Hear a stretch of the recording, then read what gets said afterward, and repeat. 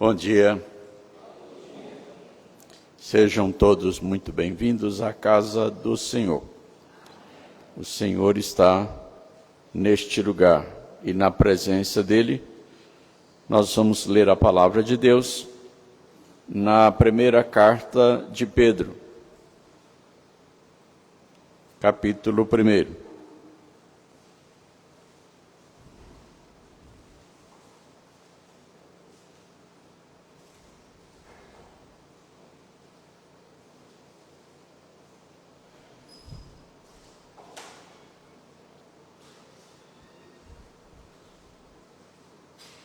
Primeira carta de Pedro, capítulo 1, do versículo 13 ao 21, onde diz assim: Por isso, cingindo o vosso entendimento, sede sóbrios e esperai inteiramente na graça que vos está sendo trazida na revelação de Jesus Cristo. Como filhos da obediência, não vos amoldeis às paixões que tinhais anteriormente na vossa ignorância. Como filhos da obediência, não vos amoldeis às paixões, Pelo contrário, segundo é santo aquele que vos chamou, tornai-vos santos também vós mesmos em todo o vosso procedimento, porque escrito está: sede santos, porque eu sou santo.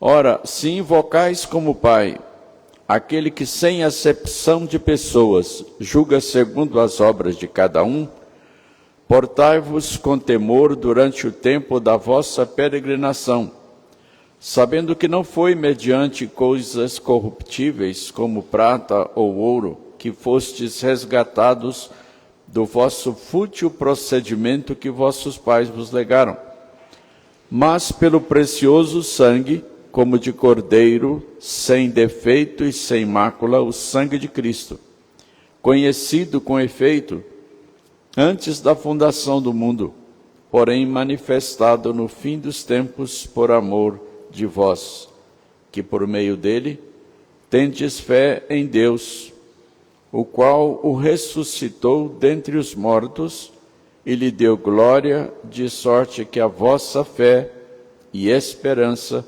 estejam em Deus. Amém.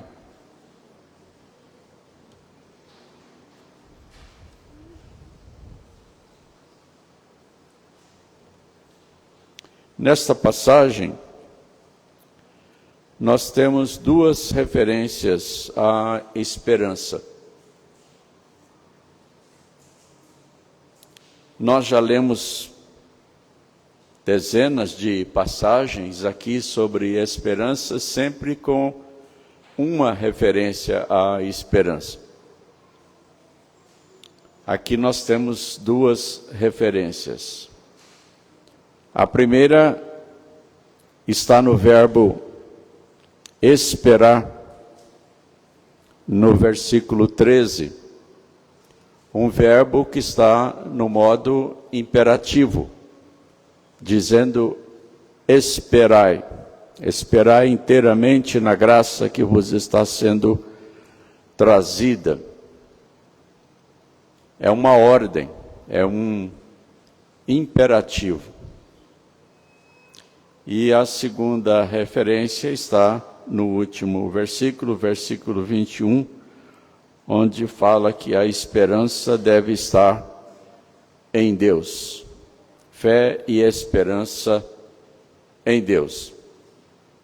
Os irmãos já devem ter notado que a esperança está sempre ligada à fé.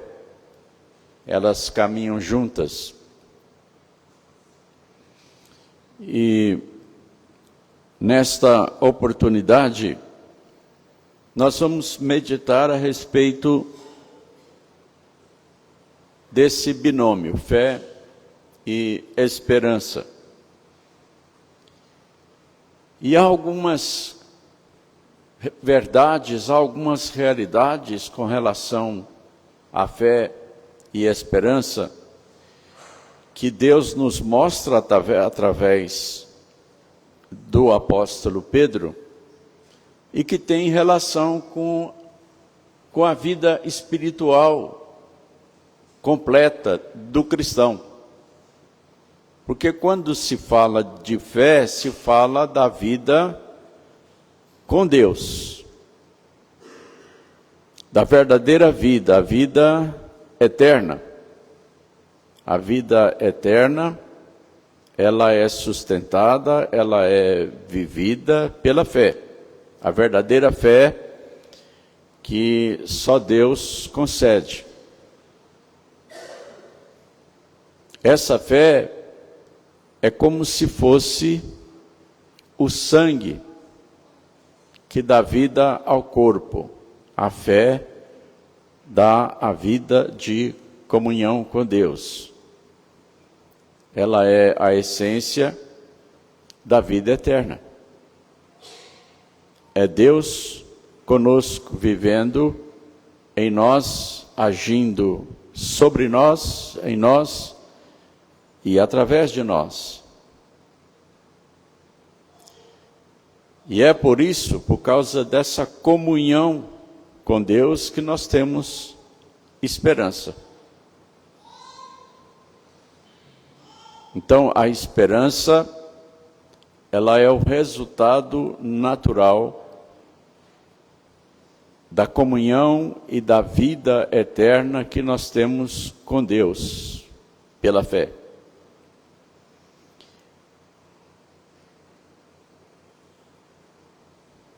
O apóstolo Pedro, ele está escrevendo aos eleitos de Deus que estão forasteiros em relação a ele. Eles foram dispersos por várias regiões, estão vivendo a vida cristã nos lugares para onde eles foram expulsos, exilados. E o apóstolo Pedro está preocupado com o tipo de vida que eles estão levando. É por isso que ele lhes escreve, e ao fazê-lo, ele chama a atenção deles para as realidades da vida cristã. O reverendo Diogo acabou de expor para nós aqui às quintas-feiras as cartas de Pedro, focado no fato de que Pedro está escrevendo para os crentes para lembrar-lhes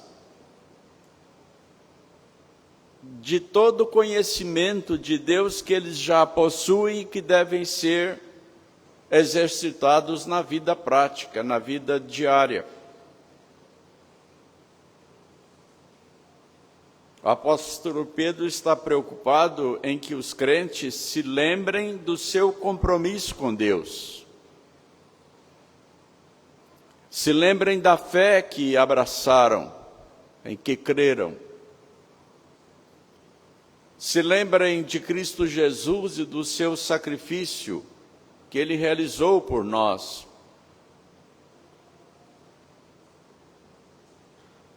É o que nós esperamos aqui também, de cada um de nós, lendo essa passagem do apóstolo Pedro com relação à esperança. A esperança nos une, assim como a fé nos une. É a mesma fé, é a mesma esperança com relação ao mesmo Deus.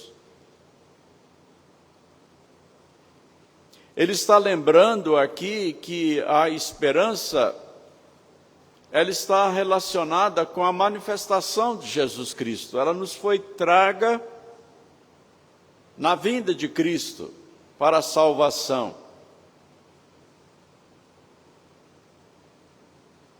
A primeira vinda de Cristo foi a manifestação de Deus em Cristo, manifestação visível, audível, palpável, perceptível.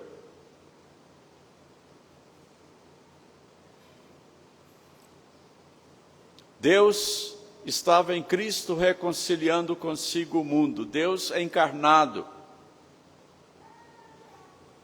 Jesus Cristo disse que veio revelar o Pai e trazer a mensagem do Pai e realizar a vontade do Pai, que é a nossa salvação.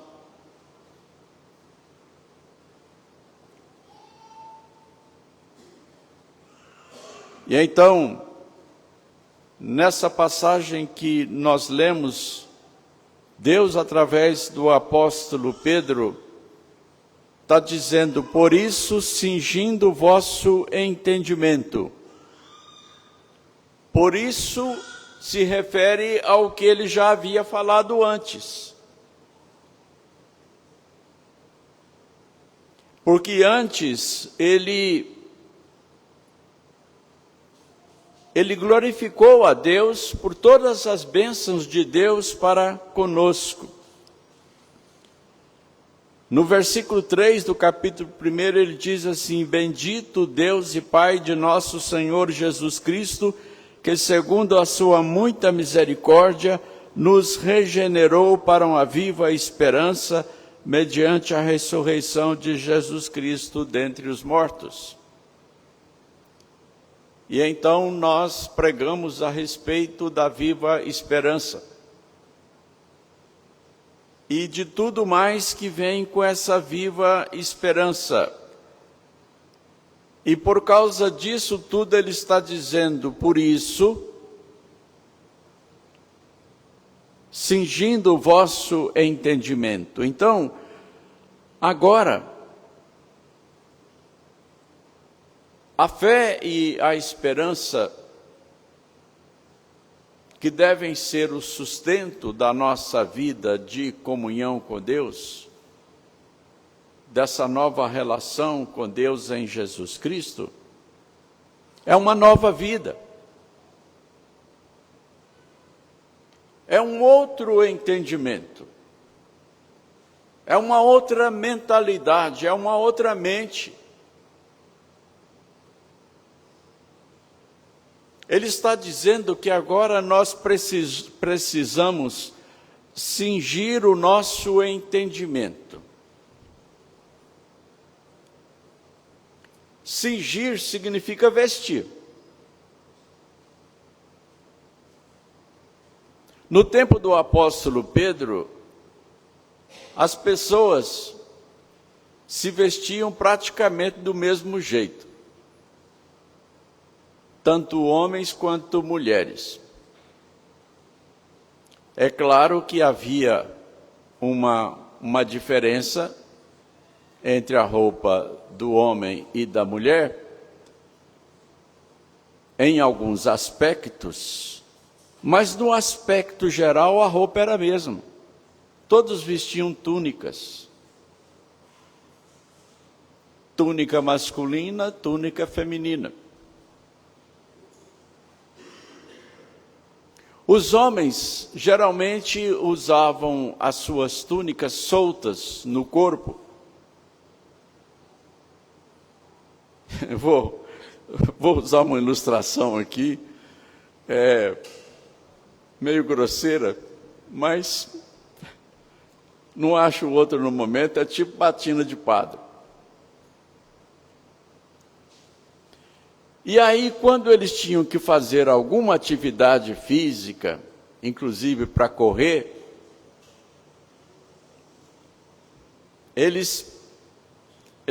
a túnica possuía uma espécie de cinto, então eles pegavam esse cinto, davam uma sungada na túnica, amarravam com o cinto para a roupa não atrapalhar a atividade física.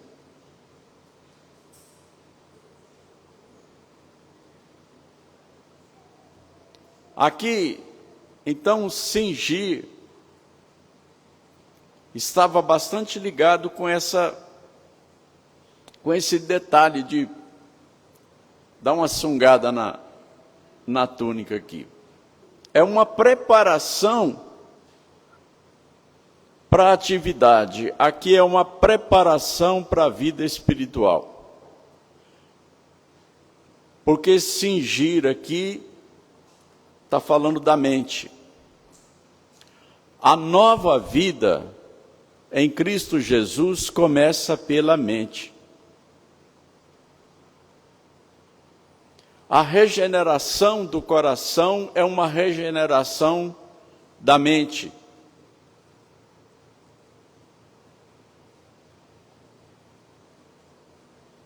Há uma mudança de caráter.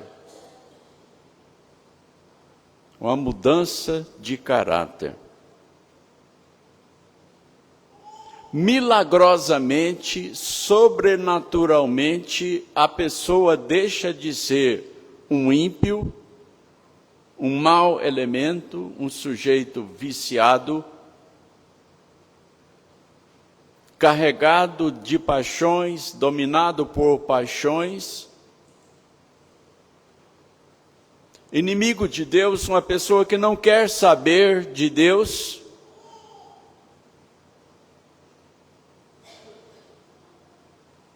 e ele, de repente, sofre uma mudança de mente. Eu já contei aqui com detalhes e eu vou contar de novo, bem resumidinha, a história de um crente que foi minha ovelha, cuja conversão foi totalmente inesperada. A esposa dele era crente, membro da minha igreja, e ela fazia diariamente em casa o culto doméstico, lia a Bíblia para ele, orava por ele e com ele. E ele aceitava isso passivamente, porque gostava dela. Às vezes ele ia à igreja com ela, e ele tinha, na frente do quintal onde eles moravam, junto da rua, ele tinha um boteco de cachaça, onde ele vendia todo tipo de bebida alcoólica, e ele próprio consumia bebida alcoólica. Todos os dias ele tinha lá a sua garrafa predileta, especial, que ficava ao alcance da sua mão. Todos os dias ele levava, estendia o braço, pegava aquela garrafa, colocava a bebida no copo e consumia. Era um ritual diário.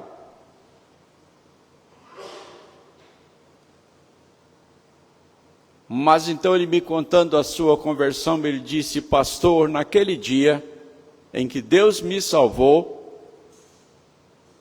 como eu sempre fazia, eu estendi o meu braço para pegar a garrafa, e no meio do caminho, a minha mão parou e a minha mente mudou. Eu me perguntei, para que isso? Eu pertenço a Deus. Deus me salvou. Ele recolheu a mão, nunca mais colocou bebida alcoólica na boca, acabou com o negócio de bebida e passou a frequentar a igreja assiduamente com a esposa como crente convertido, como salvo.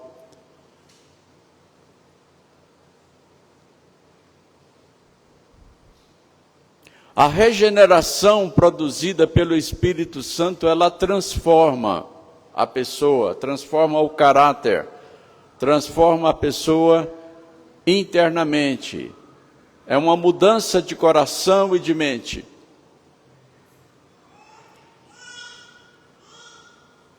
E agora, para que as pessoas a quem Pedro se dirige possam praticar realmente a vida cristã,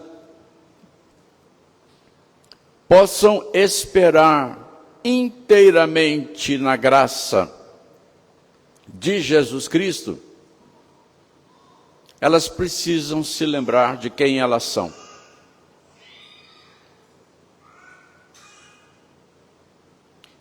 Por isso, cingindo o entendimento, elas devem exercer a nova vida que receberam de Cristo.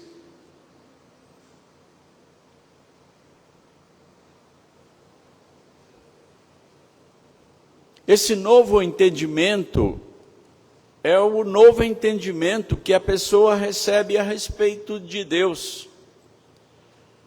Porque na conversão o Espírito Santo vem trazendo o conhecimento de Deus para a pessoa.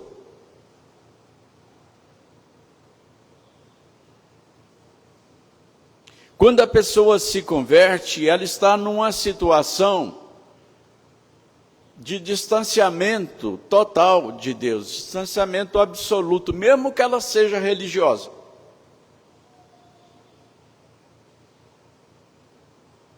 Nicodemos era profundamente religioso quando ele se converteu. Paulo era o homem mais religioso do seu tempo quando ele se converteu. E é preciso lembrar que Paulo, na sua religião, ele adorava o verdadeiro Deus.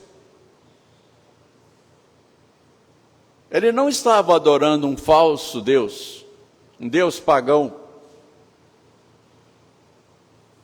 Ele adorava o Deus verdadeiro, o Deus de Israel, mas sem conhecimento.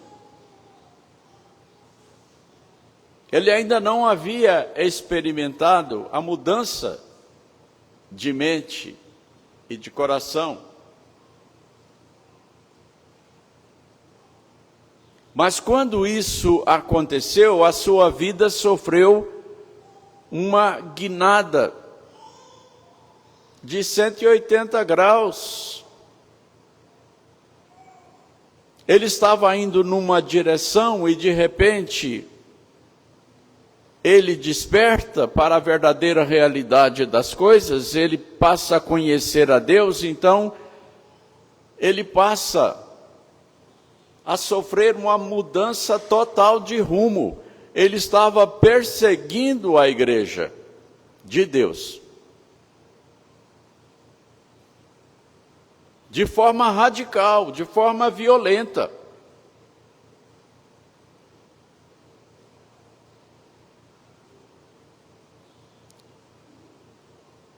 E aí, de perseguidor, ele passa a ser perseguido.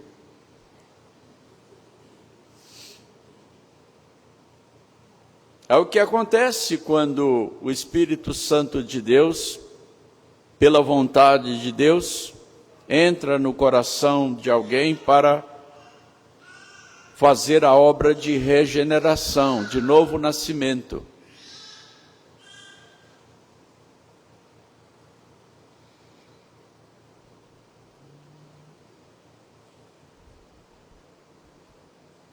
Por isso, cingindo o vosso entendimento,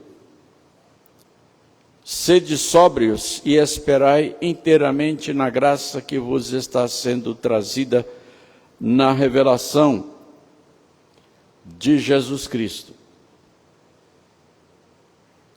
Como filhos da obediência, não vos amoldeis às paixões que tinhais anteriormente na vossa ignorância. Pelo contrário, segundo é santo aquele que vos chamou, tornai-vos santos também vós mesmos em todo o vosso procedimento, porque escrito está, sede santos, porque eu sou santo.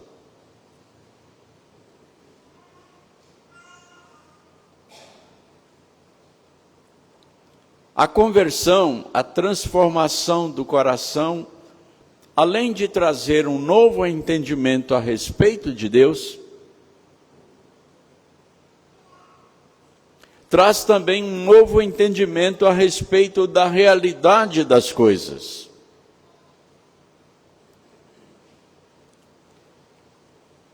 O homem que eu acabei de citar, que me contou a sua conversão, no ato da sua conversão, ele, podemos usar aqui a expressão naturalmente, mas é pelo poder de Deus, ele naturalmente sabia que o consumo de bebida alcoólica, que representava para ele o mundo com as suas paixões,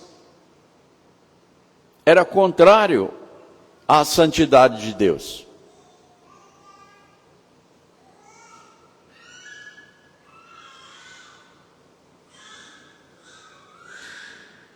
E eu quero lembrar aqui de uma outra experiência que eu contei a respeito de um outro homem que todos os domingos ele entrava na cidade, ele morava na fazenda, ele entrava na cidade, amarrava o seu cavalo em frente ao bar e passava o dia inteiro ali bebendo.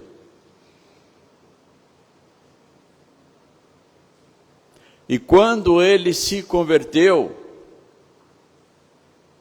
no primeiro domingo após a sua conversão, ele entrou na cidade, a cavalo, como sempre,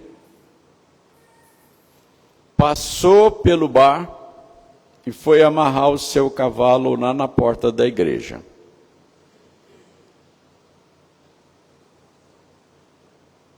E esse homem disse que conversão era mudar de pau de amarrar cavalo. Porque a sua vida, antes da conversão, estava ligada àquele hábito de beber bebida alcoólica no bar o dia inteiro. Quando ele se converteu, o Espírito Santo imediatamente o convenceu de que aquilo era contra a santidade de Deus, porque fazia parte das suas paixões mundanas. E aqui está dizendo que nós devemos renegar as paixões mundanas nas quais nós vivíamos anteriormente. Porque o Deus que nos chamou, o Deus que converteu o nosso coração e que mudou o nosso caráter é santo. E Ele exige que nós sejamos santos, que nós vivamos de acordo com o caráter daquele que nos salvou. Deus é santo. E as paixões e os vícios não fazem parte da santidade de Deus e não devem fazer parte da nossa santidade. Porque agora nós fomos feitos à imagem e semelhança de Deus de novo.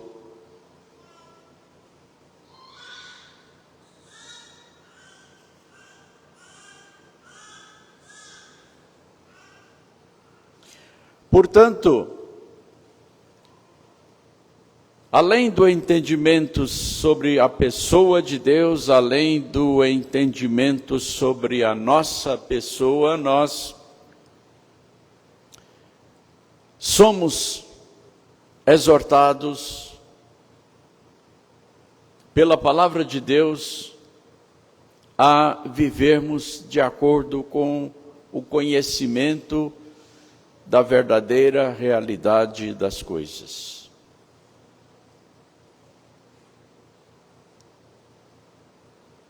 O crente, ele não vive diferente simplesmente porque ele mudou de uma religião ou abraçou uma religião.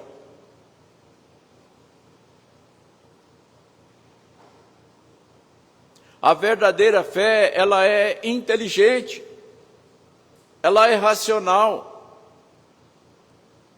ela se harmoniza com Deus, o Criador de todas as coisas, e com a verdadeira realidade das coisas. O apóstolo Paulo diz que o nosso culto deve ser racional, inteligente.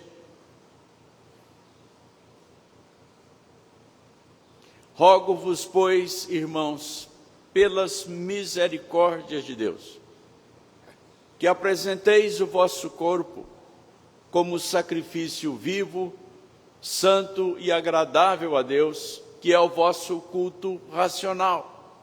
E não vos conformeis com este século, mas transformai-vos pela renovação da vossa mente, cingindo o vosso entendimento, para que experimenteis qual seja a boa, agradável e perfeita vontade de Deus. É a Bíblia interpretando a Bíblia, como deve ser, porque é a palavra de Deus. E a verdadeira realidade das coisas nos ensina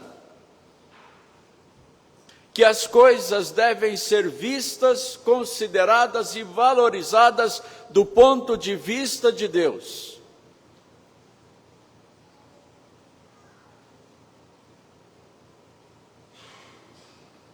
O nosso trabalho, o nosso estudo, o nosso lar, os nossos relacionamentos, todas as coisas que vemos, que experimentamos, o mundo no qual nós existimos, tudo, essa cosmovisão deve ser vista do ponto de vista de Deus. Essa é a verdadeira razão. Esse é o verdadeiro conhecimento das coisas.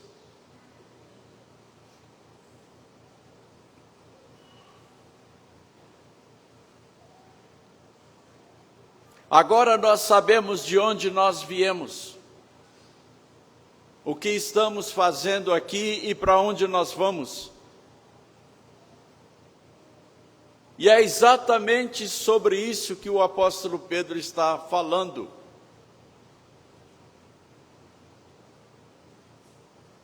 Quando ele nos diz que devemos cingir o nosso entendimento para que nós possamos esperar inteiramente na graça que nos está sendo trazida na revelação de Jesus Cristo. É outra vida, é outra realidade, é a verdadeira natureza das coisas, é a verdadeira realidade das coisas. Portanto, nós não podemos viver exatamente como vivíamos antes da conversão, é isso que ele está dizendo aqui. Vocês não podem mais viver de acordo com a tradição que os vossos pais vos legaram, de acordo com a natureza humana, porque a natureza humana é caída. A natureza humana é descrente, a natureza humana é inimiga de Deus, a natureza humana é amiga do mundo.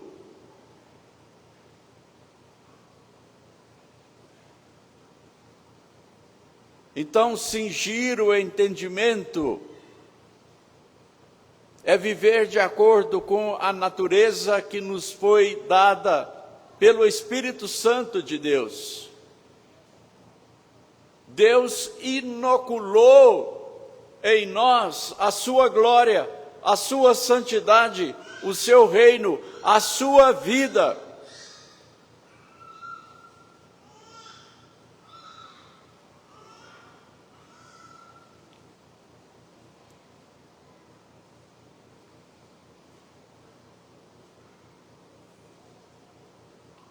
Agora,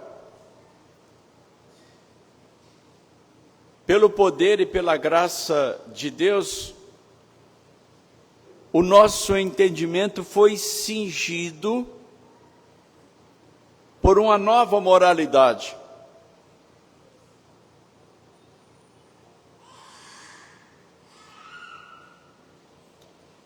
Essa nova moralidade é o caráter de Deus em nós.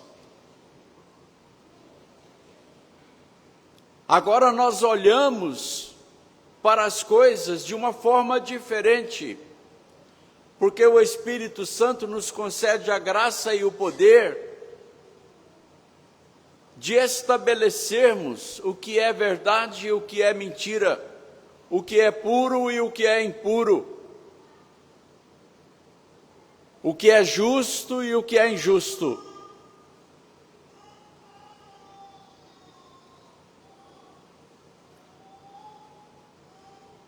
Somos governados pelos absolutos da santidade de Deus.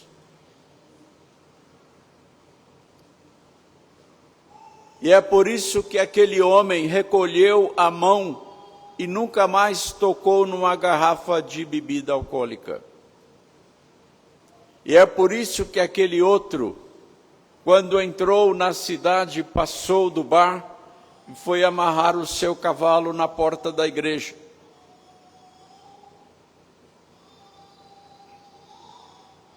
Há uma nova moralidade presidindo a nossa escolha,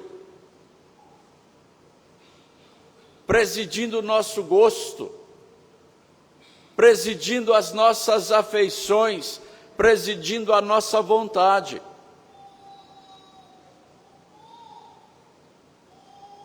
Somos nascidos de novo, criados em Deus, para a glória de Deus, para parecermos com Deus.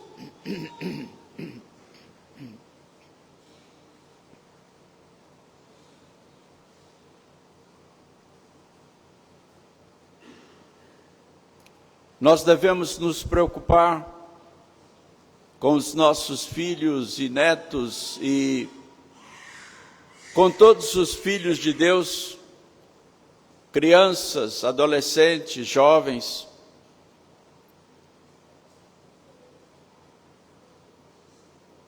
que precisam viver a vida de Deus nos seus ambientes, principalmente no ambiente escolar, porque a manifestação da vida de Deus neles, quando eles se convertem, torna-os esquisitos perante os outros. Às vezes eles são chamados de aberrações.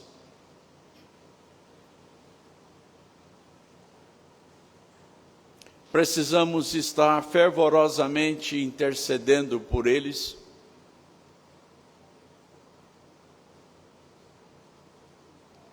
orando com eles e por eles,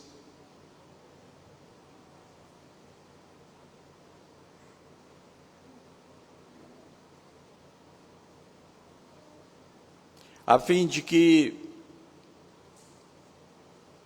o poder de Deus os esteja guardando, protegendo, livrando, porque a partir do momento em que uma pessoa se encontra com Cristo,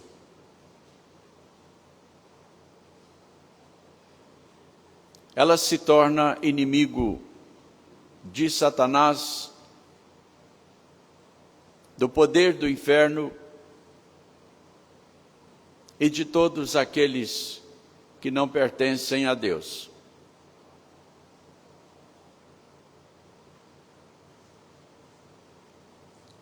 Nós vamos interromper aqui esta mensagem, porque nós não terminamos de analisar a passagem de hoje. Ficamos apenas na primeira parte da mensagem. Mas prometo que na próxima oportunidade vamos recordar rapidamente o que nós vimos hoje para que nós possamos prosseguir. Eu vou fazer uma oração e depois o reverendo Diogo vai assumir para a ministração da Santa Ceia e o encerramento do culto. Altíssimo Deus e Pai, Senhor, graças te rendemos pela nova vida em Cristo Jesus, pelo novo caráter, pela nova mente, pelo novo coração. Te rogamos, Senhor, que o Teu Espírito Santo aplique em cada mente, na vida de cada pessoa, aquilo que a Tua Palavra nos trouxe hoje a respeito da nossa conversão, a respeito do que nós precisamos fazer pela nova mente que nós recebemos de Cristo Jesus. Porque a Tua Palavra diz que nós temos a mente de Cristo. Dá-nos, ó Pai, toda a profundidade e largueza dessa compreensão e a capacidade, a coragem, a determinação de vivermos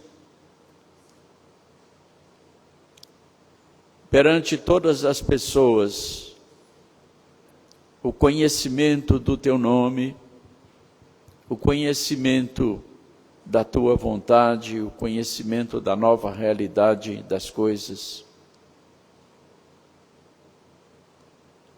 Conduze-nos, ó Pai,